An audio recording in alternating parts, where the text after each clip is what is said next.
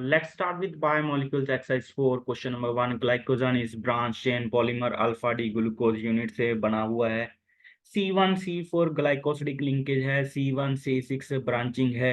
Structure of glycogen is similar to, yes. तो amylopectin and glycogen का जो structure है वो ऑलमोस्ट वो सिमिलर होता है. लेट्स सी कि स्ट्रक्चर है क्या. नाउ यहाँ पे C1C4 it is the glycosidic linkage और ये अल्फा डी ग्लूकोज यूनिट्स है. यहाँ पे ब्रांचिंग है एट 6. ये स्ट्रक्चर ग्लाइकोजन एंड अमाइलोपैक्टिन दोनों के अंदर क्या रहता है, कॉमन रहता है. तो correct answer is option B. पर सेकंड इंफॉर्मेटिव क्वेश्चन है कि जो which polymer is stored in the liver of animals. तो एनिमल्स के अंदर जो कार्बोहाइड्रेट्स हैं those are stored in the form of glycogen. तो अमाइलोज एंड अमाइलोपैक्टिन जो हैं these are found in the plants. जो प्लांट्स अपना फूड मटेरियल स्टोर करते हैं वो अमाइलोज एंड अमाइलोपैक्टिन की फॉर्म है, that is starch. And cellulose जो आपके प्लांट्स का आउटर स्ट्रक्चर है वो सेलुलोज से बना होता है. तो ग्लाइकोजन जो ह्यूमन बॉडी के अंदर carbohydrates are stored in the form of glycogen, it is also known as animal starch since its structure resemble with the amylopectin of starch. Question number third, sugar that is sucrose, that is cane sugar, is a disaccharide. One molecule of sucrose on hydrolysis give. Okay. Here in this diagram हमने एक molecule sucrose का दिखाया है. एक molecule sucrose का बनता है एक अल्फा डी ग्लूकोज से और एक बीटा डी ग्लूकोज फ्रक्टोज से. Now when we put this sucrose into water, तो इसकी हाइड्रोलाइसिस होती है और ये ग्लाइकोसिडिक बॉन्ड क्या कर जाता है, ब्रेक कर जाता है. तो यहाँ पे OH और यहाँ पे OH. तो we get one molecule of alpha D glucose and one molecule of beta D glucose, that is option C. Question number 4. Which of the following pairs represent anomers? Anomers क्या होते हैं? जो anomeric carbon है उसके ऊपर अगर group की orientation different है तो those are anomers. So at anomeric carbon हम लोग ग्रुप्स की ओरिएंटेशन डिफरेंट देख रहे हैं. Anomeric carbon should be chiral atom. ना यहाँ पे ये कार्बन एटम एनोमेरिक कार्बन कहलाता है, लेकिन ये sp2 है तो यहाँ पे तो कायरलिटी है नहीं. इस केस में भी एनोमेरिक कार्बन की कायरलिटी नहीं है.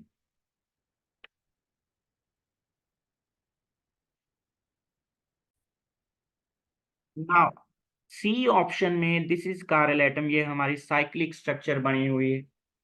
ये कायरल एटम है, चेक कर लो. इस कायरल एटम के ऊपर H एंड OH की ओरिएंटेशन डिफरेंट है. तो दीज टू आर एनोमर्स जिसमें आपका OH group left hand side है, that is sorry right hand side है फिशर प्रोजेक्शन में, दैट इज अल्फा और ये क्या हो गया है, बीटा. है ऑप्शन डी एक दूसरे की मिरर इमेज है. चेक कर लो. अगर ये एक दूसरे की मिरर इमेज है तो these are enantiomers. These are enantiomers. Anomers basically diastereomers का पार्ट है. तो ऑप्शन सी. क्वेश्चन नंबर 5 में हमें पूछा गया proteins are found to have two different type of structure, alpha helical yes and beta pleated. Alpha helical structure of protein is stabilised by it is hydrogen bonding. It is hydrogen bonding.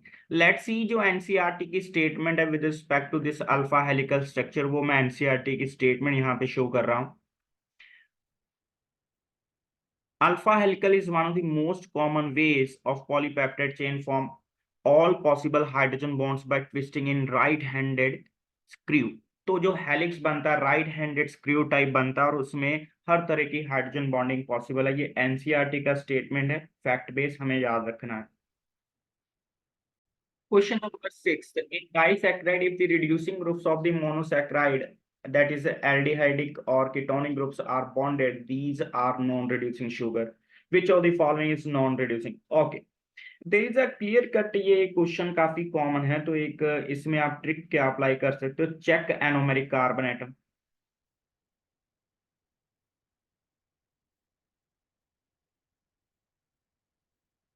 वो आगे bonded नहीं होना चाहिए, मतलब anomeric carbon atom bonded नहीं होना चाहिए ring के अंदर, वो फ्री होना चाहिए ना। फिर मुद्दा उठता है कि एनोमेरिक कार्बन हम लोग फाइंड कैसे करेंगे।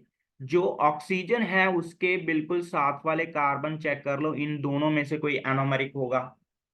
जिस कार्बन के ऊपर ओ एच है वो एनोमेरिक है, तो जहां कह लो कि जिसके साथ ओ जुड़ा हुआ है, तो इस कार्बन के साथ आगे ओ जुड़ा हुआ है, ये एनोमेरिक है, लेकिन ये फ्री नहीं है क्योंकि ये आगे बॉन्डेड है ना। सिमिलरली इस ऑक्सीजन के साथ एक ये वाला कार्बन है और एक ये वाला कार्बन है, इसके साथ ऑक्सीजन बॉन्डेड है, तो ये एनोमेरिक है, लेकिन ये फ्री है, ये आगे बॉन्डेड नहीं है, it means it is reducing ना। इस वाले में चेक करते हैं तो ये एनोमेरिक है, इधर से ये एनोमेरिक है, दोनों बॉन्डेड है, तो ये नॉन रिड्यूसिंग है, तो हमारा आंसर बी बैठ गया ना। Check out option C, option C में ये हमारा एनोमेरिक है, फिर ये हमारा एनोमेरिक है, और यहाँ पे एक फ्री एनोमेरिक कार्बन एटम है, तो इट इज रिड्यूसिंग। तो हमारा करेक्ट आंसर जो बन गया है, it is option B. Let's check out option D भी एक बार ना। ऑप्शन डी में एक तो ये एनोमेरिक है और दूसरा ये एनोमेरिक है, और एनोमेरिक कार्बन एटम फ्री है, तो it is reducing sugar. Which of the following acid is a vitamin? Okay, तो ये aspartic acid, ascorbic acid, saccharic acid, all these are acid। और जो sorry, aspartic acid, ascorbic acid, adipic acid and saccharic acid, these are organic acid, लेकिन इनमें से एक vitamin भी है। तो ये जो ascorbic acid है, it is basically vitamin C.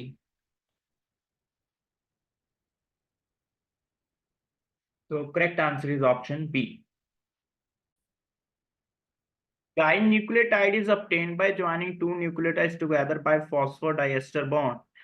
Between which carbon atom pentose sugar of nucleotides are linked? Let's see कि हमारे पास डाइन्यूक्लियोटाइड एक दूसरे के साथ कहाँ से अटैच होते हैं।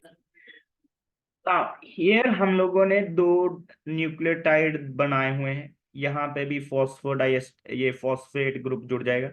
अब जब ये आपस में जुड़ते हैं दोनों, तो ये वाला जो 5 नंबर पे ये फॉस्फेट ग्रुप लगा हुआ है, इधर 3 नंबर के साथ जुड़ता है, पीओ ग्रुप बना लेता है। तो यहाँ पे 5 प्राइम से 3 प्राइम अटैचमेंट हो रही है, that is option A. Number 9, nucleic acids are polymers of this is the direct question. जो बिल्डिंग ब्लॉक्स हैं न्यूक्लिक एसिड के, दोज आर न्यूक्लियोटाइड्स, तो न्यूक्लियोटाइड से मिलके न्यूक्लिक एसिड बनता है। Question number 10th, which is not true about glucose. It is an aldohexose. Yes, aldohexose का मतलब क्या है कि इसमें main functional group is aldehyde and it contains 6 carbon atoms. Yes, तो इसमें ये इंफॉर्मेशन ट्रू है। HI act as reducing agent, तो वो हमारे ग्लूकोज को हेक्सेन में कन्वर्ट कर देता है, ये भी सही स्टेटमेंट है। It is present in the furanose form, नहीं जी, ये पायरेनोस फॉर्म के अंदर प्रेजेंट होता है। Now it is present in furanose form, ये इंफॉर्मेशन सही नहीं है। जो आपका ग्लूकोज है, it is present in pyranose form, ये वाली फॉर्म में होता है, it is pyranose.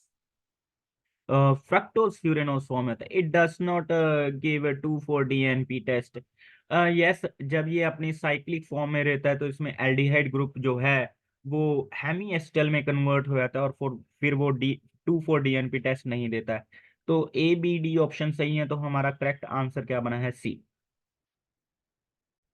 Question number 11 में जो बताया गया है कि जो प्रोटीन के अंदर जो पॉलीपेप्टाइड चेन है, उसमें अमाइनो एसिड एक सीक्वेंस में जुड़े होते हैं, तो उस अमाइनो एसिड के सीक्वेंस को हम लोग क्या बोलते हैं, प्राइमरी स्ट्रक्चर ऑफ प्रोटीन, जिसमें जस्ट ये बताया होता है कि ये अमाइनो एसिड इस अमाइनो एसिड से आगे जुड़ा हुआ है कोवलेंट बॉन्ड से, तो it is primary structure.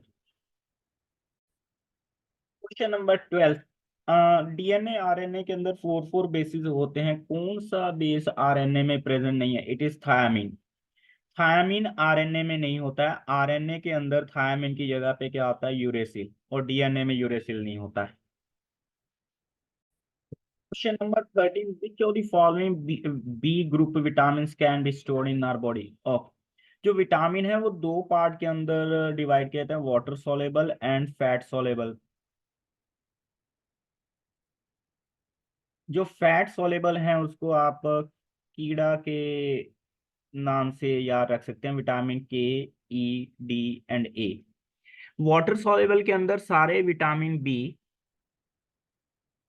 And vitamin C, लेकिन एक विटामिन बी इसमें इंक्लूडेड नहीं है, that is accept vitamin B12। तो correct answer is option D. The following base is not present in DNA. Now, uracil is not present in DNA, whereas जो थाइमीन है it is not present in RNA. Rest तीन nitrogen bases same होते हैं। Question number 15, which of the following are anomers. तो हमें ये check करना है कि किन दो स्ट्रक्चर में एनोमेरिक कार्बन के ऊपर ओरिएंटेशन डिफरेंट दिखाई गई है। तो पहला मुद्दा ये है एनोमेरिक कार्बन आइडेंटिफाई करना। This is our anomeric carbon, hemiacetal form, ether linkage plus OH group. ना यहाँ पे चेक करते हैं, जो 1 और 2 है उसमें सिर्फ और सिर्फ एनोमेरिक कार्बन के ऊपर ही ओरिएंटेशन डिफरेंट है, चेक कर लो। वेरस 3 में बहुत सारे अदर एटम्स के ऊपर बी ग्रुप्स की ओरिएंटेशन डिफरेंट है। तो ओनली 1 और 2 are anomers. Question number 16, which of the following point जो है ग्लूकोज की साइक्लिक स्ट्रक्चर को एक्सप्लेन करता है। ग्लूकोज फॉर्म पेंटा एसीटेट, पेंटा एसीटेट ओपन चेन भी बना सकती है। पेंटा एसीटेट बनाने के लिए 5 OH ग्रुप होने चाहिए। तो open chain and cyclic chain both contain 5 OH group. Glucose react with hydroxylamine to form oxime, नहीं जी, ये ओपन चेन की प्रॉपर्टी है। ओपन चेन के अंदर मेरे पास एल्डिहाइड ग्रुप होगा तो वो हाइड्रोक्सिल ग्रुप के साथ रिएक्ट कर सकता है, हाइड्रोक्सिल अमीन के साथ। Penta acetate does not react with hydroxylamine, ये बिल्कुल सही स्टेटमेंट है। पेंटा एसिटेट बन गया लेकिन उसके अंदर एल्डिहाइड ग्रुप नहीं है, तो इसलिए वो hydroxyl Amin that is NH2OH के साथ रिएक्ट नहीं करेगा। ये स्ट्रेट फॉरवर्ड एनसीईआरटी की स्टेटमेंट भी है जो मैं यहाँ पे शो कर रहा हूँ। तो ये एनसीईआरटी की स्टेटमेंट है जिसमें वो साइक्लिक स्ट्रक्चर का जिक्र करता है, और पॉइंट 2 है वहां पे। The pentastate of glucose does not react with hydroxylamine indicate the absence of free CHO group। तो ये आपकी साइक्लिक स्ट्रक्चर के अंदर ये मेंशन है। नंबर 17, ऑप्टिकल रोटेशन दे रखे और हमें पूछा गया है कि डी कॉन्फ़िगरेशन किसमें है। पहली बात तो ये जो प्लस साइन है ये क्या रिप्रेजेंट करता है, dextro that is small D, और नेगेटिव साइन रिप्रेजेंट करता है लीवो दैट इज स्मॉल एल। इसका कैपिटल डी के साथ कोई संबंध नहीं है, तो ये इंफॉर्मेशन गुमराह करने के लिए दिया गया है। जो फर्स्ट वन है इट इज ग्लिसरॉल्डिहाइड। ग्लिसरॉल्डिहाइड में चेक कर लो, ये जो capital D and capital L है ग्लिसरॉल्डिहाइड से ही इन्वेंट हुआ है। तो हर वो कंपाउंड जिसमें इस तरह का ग्रुप होगा वो डी कॉन्फ़िगरेशन कहलाएगा। अगर OH लेफ्ट में होता तो कैपिटल एल। चेक कर लो अगले वाले में भी ऐसा ही पैटर्न हमें नजर आ रहा है, उससे अगले वाले में भी। तो तीनों के अंदर इस तरह का अरेंजमेंट है, तो तीनों कैपिटल डी कॉन्फ़िगरेशन है। क्वेश्चन नंबर 18, हमें एनोमेरिक कार्बन आइडेंटिफाई करना है इस कंपाउंड के अंदर। नाउ मैंने पहले ही बताया है कि आप ऑक्सीजन चेक कर लो किन दो कार्बन एटम से लिंक है, उनमें से जो भी कार्बन आपका ईथर लिंकेज बना रहा होगा या ऑक्सीजन के साथ जुड़ा होगा वो हमारा एनोमेरिक है। तो दिस इज एनोमेरिक, ये ऑक्सीजन के साथ डायरेक्टली लिंक, आगे फिर ये डायरेक्टली लिंक। तो जो कार्बन दो ऑक्सीजन से जुड़ा हुआ है वो मेरा एनोमेरिक हो जाएगा। तो सिमिलरली इस ऑक्सीजन के साथ ये वाला कार्बन जुड़ा हुआ जो फर्दर ऑक्सीजन के साथ है, तो ये मेरा एनोमेरिक है। तो ये ग्लूकोज था एंड ये फ्रक्टोज है। तो A carbon atom of glucose and B carbon atom of fructose, that is option C. Question number 19 के अंदर हमें तीन डाइसैकेराइड दे रखे हैं, जहाँ तीन ऐसी स्ट्रक्चर दे रखे हैं जिनमें कार्ब ग्लूकोज जुड़ा हुआ है। हमें ये बताना है किसमें C1 C4 लिंकेज है और किसमें C1 C6। तो हम लोग नंबरिंग कर लेते हैं। नंबरिंग हमेशा एनोमेरिक कार्बन से स्टार्ट होगी, तो इट इज एनोमेरिक 1 2 3 4। इस वाले में 1 2 3 4 5 6। तो फर्स्ट वाले में जो लिंकेज है it is C1 to C4।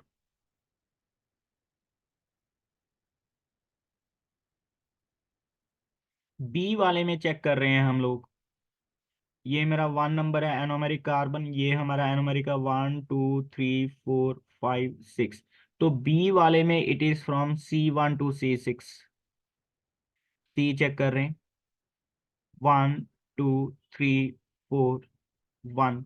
And सी के अंदर it is C1 to C4। तो A and C are C1 C4 and B is C1 C6, that is option C.